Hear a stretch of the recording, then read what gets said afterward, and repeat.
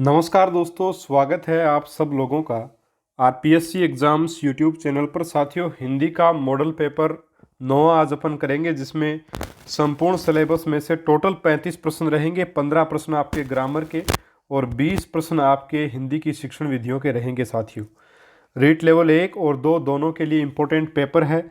जिन्होंने भाषा प्रथम हिंदी ली है उनके लिए तो बहुत ही शानदार पेपर होने वाला है। बिल्कुल रीट के परीक्षा के स्तर के अनुसार उसी हिसाब का आपके लिए पेपर यूनिट वाइज बनाया गया है। पहला आपका प्रश्न है, पोषण का संधि विच्छेद है। पोष प्लस अण, पोष प्लस अण।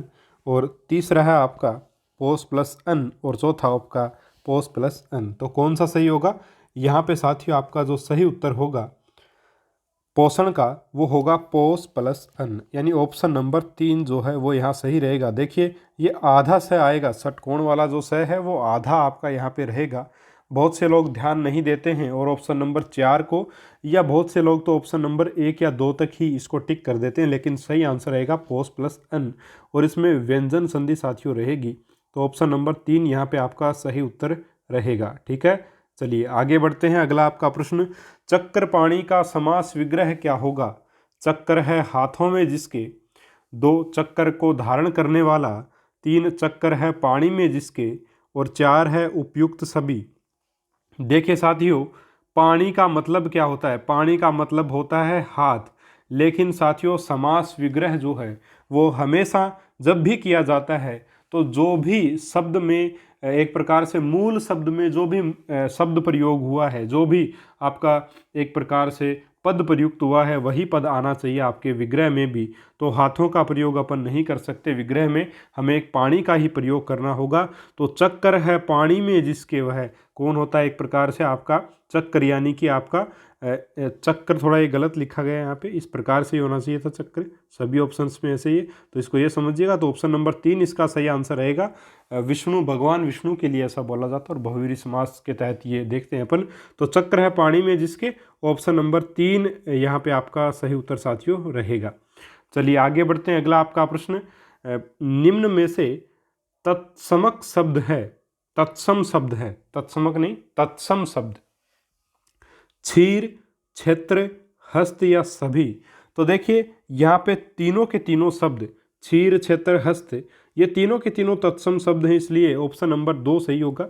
और साथियों, तत्सम शब्द इनके तद्भव रूप क्या होंगे? क्षीर का तो हो जाएगा आपका खीर, क्या हो जाएगा साथियों? खीर हो जाएगा।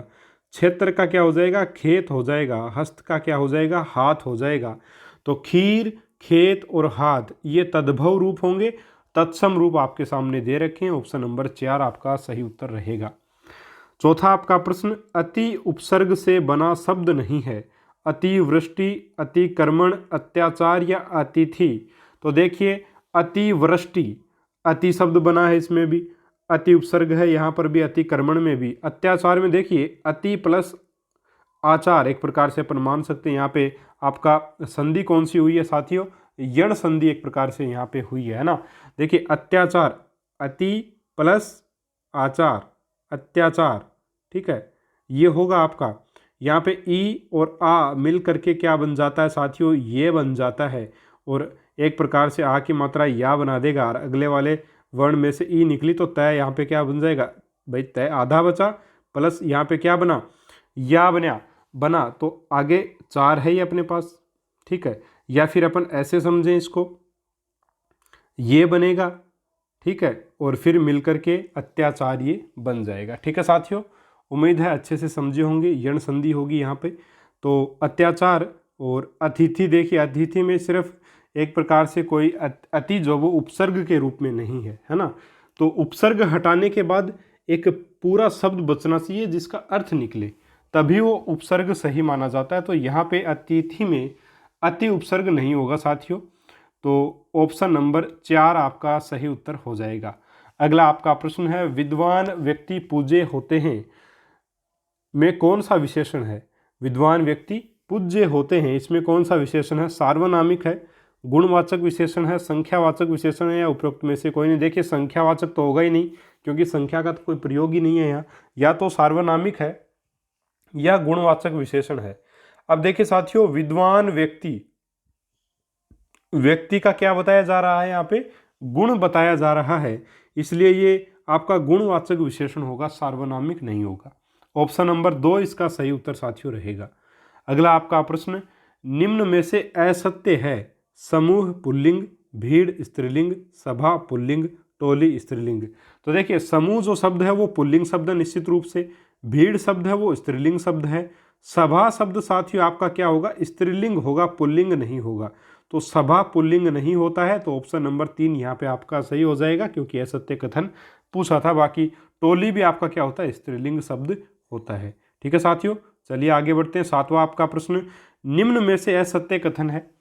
टोपी टोपियाँ, बाबा बाबा, सेना सेनाएं, वर्षा वर्षों।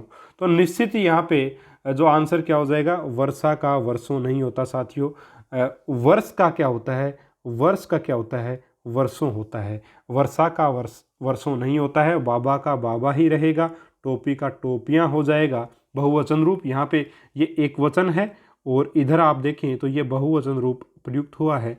तो देखें तो ऑप्शन नंबर 4 ही यहाँ पे आपका सही उत्तर जो वो रहेगा, क्योंकि ये जो वो सही जोड़ा नहीं बनाया गया है। आगे बढ़ते हैं। 8वां प्रश्न, गाड़ी आ रही थी, वाक्य किस काल का है।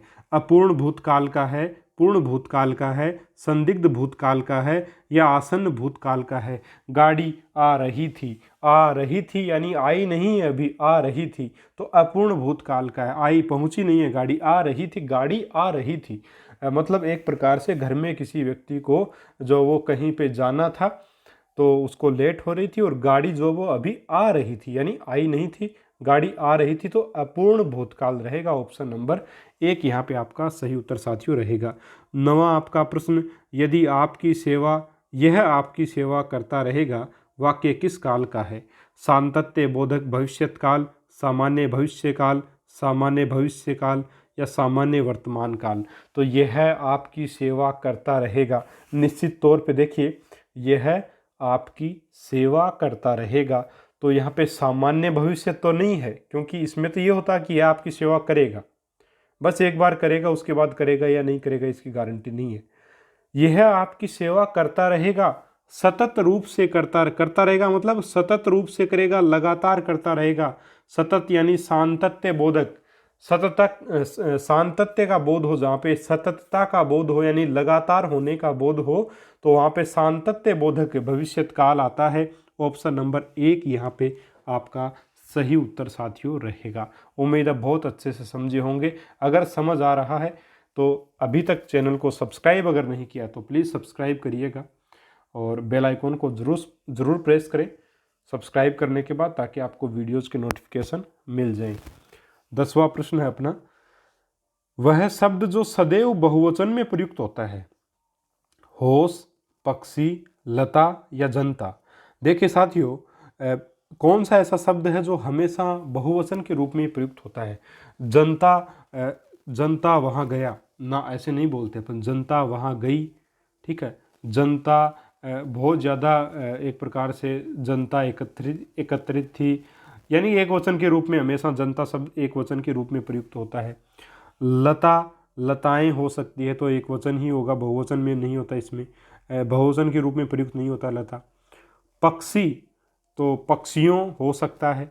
होश, होशों नहीं हो सकता। उसके तो होश उड़ गए, क्या उड़ गए, उसके तो मुझे देखकर उसके तो होश ही उड़ गए, होश उड़ गए। गए यानी कि बहुवचन को दिखाएगा। होश जो शब्द है वो हमेशा क्या होता है साथियों, बहुवचन के रूप में प्रयुक्त होता है। तो ऑप्शन 1 इसका सही आंसर हो जाएगा। रीट की परीक्षा की तिथि बदल देने पर मेरे तो होश ही उड़ गए, ये भी आपका जो है वो वाक्य प्रयोग इसका हो सकता है, हो जाए। ऑप्शन नंबर 1 सही होगा। चलिए आगे बढ़ते हैं, समझदार को इशारा काफ़ी है। 11वां आपका प्रश्न, धराड़ी है।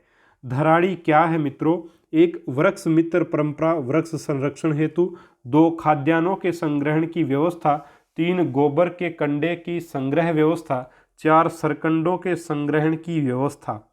धराड़ी क्या है, बहुत ही शानदार प्रश्न। राजस्थानी भाषा का शब्द है धराड़ी, और इस धराड़ी का साथियों अर्थ क्या होता है, क्या मीनिंग है इसका।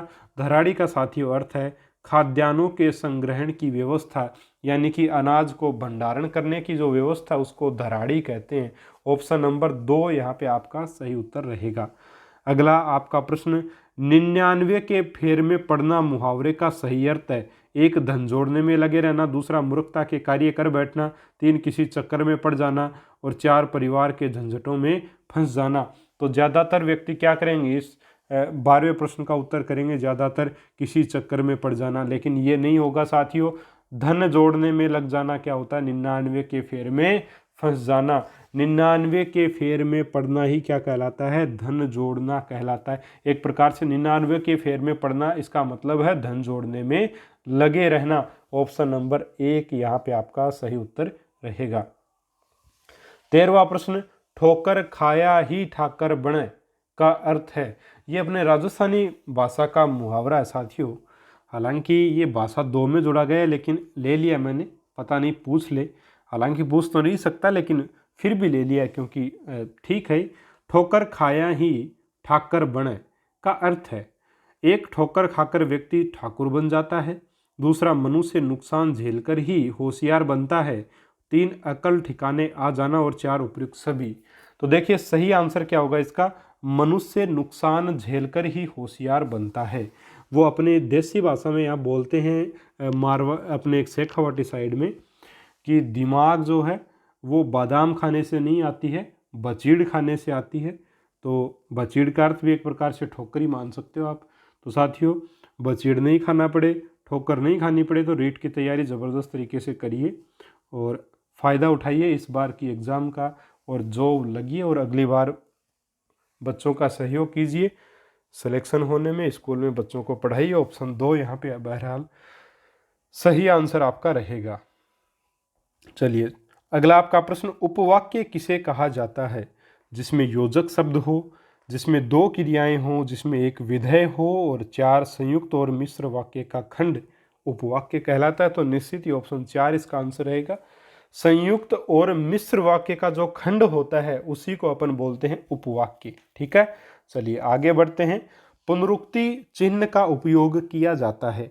पुनरुक्ति चिन्ह का उपयोग किसमें अपन करते हैं, ये आपका साथियों प्रश्न है, और इसका आंसर क्या होगा देखिए। ऑप्शन 1 है किसी अध्याय के समाप्ति पर, दूसरा लिखते समय गलती से छूटे कुछ अंशों को लिखने के लिए, 3 ऊपर लिखी बात को ज्यों का त्यों नीचे लिखना हो तब, और 4 है इन सभी के लिए।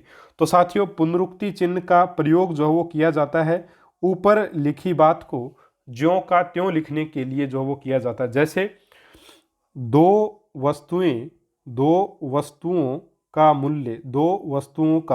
मूल्य, अगर ये मैंने लिखा है 2 वस्तुओं का मूल्य बराबर 10 रुपये, तब एक वस्तु, अब आगे का लिखना पड़ेगा तो इस प्रकार निशान लगा दिया, मूल्य इस प्रकार निशान लगा दिया, बराबर 10/2 गुणा 1 बराबर 5 रुपये, मैंने ऐसे लिख दिया। ठीक है साथियों, ये लिखा मैंने, तो ये जो निशान लगाया ये पुनरुक्ति चिन्ह है। कौन सा चिन्ह है, पुनरुक्ति चिन्ह, यानी ऊपर लिखी बात को ज्यों का त्यों अगर अपने को नीचे लिखना है तो ये निशान अपन लगाते हैं। उम्मीद है समझे होंगे बड़े आराम से। ये साथियों 15 प्रश्न थे आपके हिंदी के ग्रामर से संबंधित। अब अगले जो आपके प्रश्न रहेंगे 20 प्रश्न, वो रहेंगे आपके टीचिंग मेथड से संबंधित। ये 15 प्रश्न आपको उम्मीद है पसंद आए होंगे, बिल्कुल आपके रीड के स्तर के हिसाब से थे। अगर इनमें आपके 15 के 15 सही हो गए बहुत बढ़िया बात है, 14 भी सही हुए कोई दिक्कत नहीं, और मेहनत करते रहिए, अभी समय है, जॉब आराम से लग जाओगे, कोई दिक्कत नहीं है। पहला आपका प्रश्न, बस जुड़े रहिए चैनल से। पहला आपका प्रश्न सत्य असत्य परीक्षण कहलाता है। बहुसंख्यक चुनाव परीक्षण, एकांतर प्रत्युत्तर परीक्षण, समरूप परीक्षण या बहु रिक्त स्थान पूरक परीक्षण। तो सत्य असत्य परीक्षण कौन सा होता है, एकांतर प्रत्युत्तर परीक्षण। ऑप्शन नंबर 2 यहाँ पे आपका सही आंसर साथियों रहेगा, एकांतर प्रत्युत्तर। एकांतर का मतलब एक सत्य असत्य में 2 ही तो उत्तर होंगे आपके पास, या तो सत्य या असत्य। तो एकांतर मतलब एक का अंतर, या तो सत्य आएगा तो असत्य नहीं आएगा, असत्य आएगा तो सत्य नहीं आएगा। ऑप्शन 2 सही होगा। अगला आपका प्रश्न है, रंगमंच अभिनय विधि है गद्य की, पद्य की, नाटक की। तो निश्चित ही नाटक की होगी। ऑप्शन नंबर 2 यहाँ पे आपका सही उत्तर ऑप्शन 3 होगा सही उत्तर।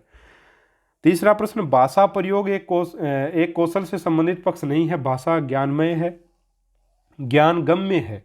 भाषा प्रयोग एक कौशल से संबंधित पक्ष नहीं है।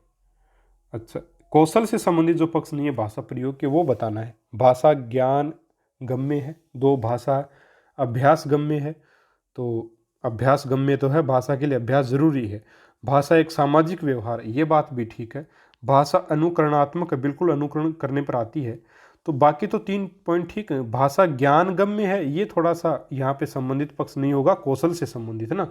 कौशल कौशल कब अर्जित किया, अभ्यास किया जाए उसका, एक सामाजिक रूप से उसको काम में लिया जाए, उसका अनुकरण किया जाए, तब कौशल विकसित होता है। तो भाषा प्रयोग के कौशल से संबंधित रहेगा यहाँ पे। तो ऑप्शन 1 यहाँ पे सही आंसर आप करेगा, ये ज्ञानात्मक पक्ष से संबंधित, ऑप्शन 1 इसका आंसर हो जाएगा। ठीक है, तीसरे में ऑप्शन 1 सही रहेगा। चौथा आपका प्रश्न, उद्बोधन विधि का उपभेद नहीं है, दृश्य विधान, अभिनय और कहानी और अनुवाद। तो देखिए, उद्बोधन विधि, दृश्य विधान भी इसी में आता है, अभिनय भी इसमें आता है और कहानी भी आती है, लेकिन अनुवाद जो वो अलग है। ठीक है, तो चौथा ऑप्शन आपका यहाँ पे सही होगा।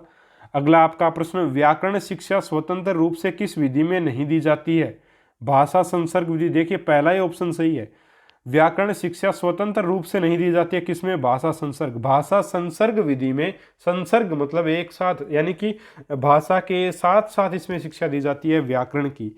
तो ऑप्शन नंबर 1 ही सही आंसर होगा। यह प्रश्न संस्कृत में भी बहुत बार पूछा जाता है साथियों, और हिंदी में भी पूछा गया है, तो इसको याद रखिएगा ना। अगला आपका प्रश्न, मूल्यांकन हेतु अपनाई जा सकने वाली विधियां हैं, निरीक्षण और साक्षात्कार, पड़ताल, सूची व प्रश्नावली, संचित अभिलेख व सामयिक जांच। एक तो मूल्यांकन होता है क्या, ये पता होना चाहिए। यानी कि मूल्यांकन यानी सभी पक्षों का, एक प्रकार जिस सतत और समग्र में जैसे अपन बोलते हैं, सभी पक्षों का मूल्यांकन हो जाए, ज्ञानात्मक का, भावात्मक का ना, आपके सामाजिक पक्ष का, शारीरिक पक्ष का, सभी मूल्यांकन जिसमें शामिल हो जाएं, एक प्रकार से सतत और समग्र मूल्यांकन के अंतर्गत आता है। तो ये सारी बातें रहेंगी, ऑप्शन 4 ही इसका आंसर रहेगा साथियों।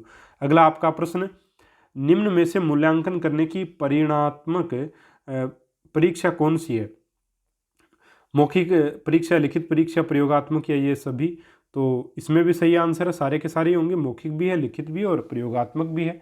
अगला आपका प्रश्न, क्रियात्मक अनुसंधान का उद्देश्य क्या होता है।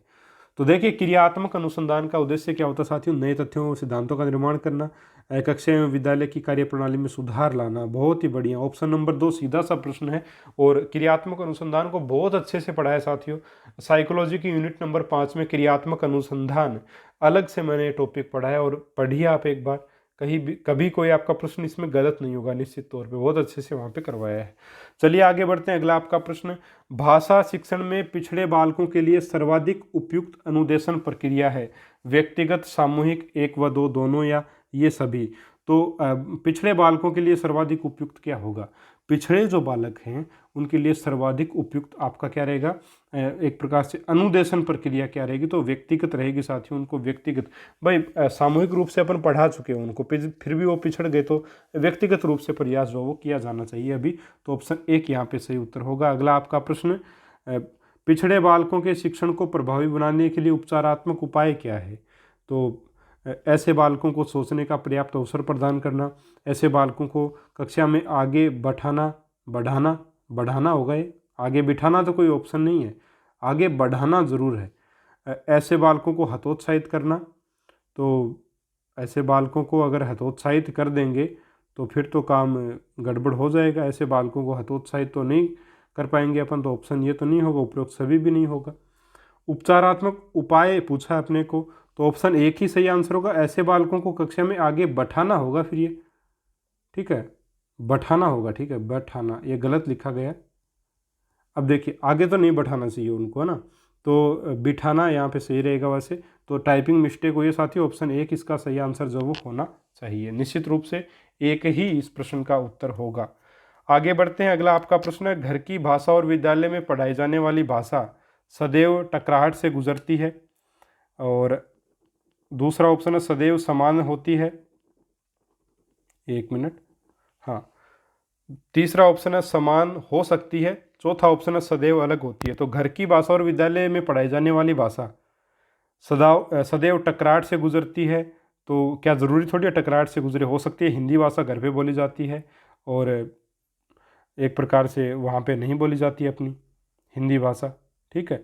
तो यहाँ पे अगर अपन देखें तो साथियों यहाँ पे आंसर क्या होगा इस प्रश्न का, तो सदैव समान होती है या घर की भाषा और विद्यालय में पढ़ाई जाने वाली भाषा साथियों सदैव ही समान हो, ऐसा भी नहीं हो सकता, समान हो सकती है। तो ऑप्शन 3 यहाँ पे आपका जो है वो इसका सही आंसर होना चाहिए, तीसरा ऑप्शन इसका सही आंसर होना चाहिए साथियों। अगला आपका प्रश्न है, प्राथमिक स्तर पर हिंदी भाषा शिक्षण के लिए सबसे अधिक महत्वपूर्ण है भाषा प्रयोग के अवसर, पाठ्यपुस्तक, 3 आपका उच्च स्तरीय तकनीकी यंत्र, 4 आपका व्याकरणिक नियमों का समरण।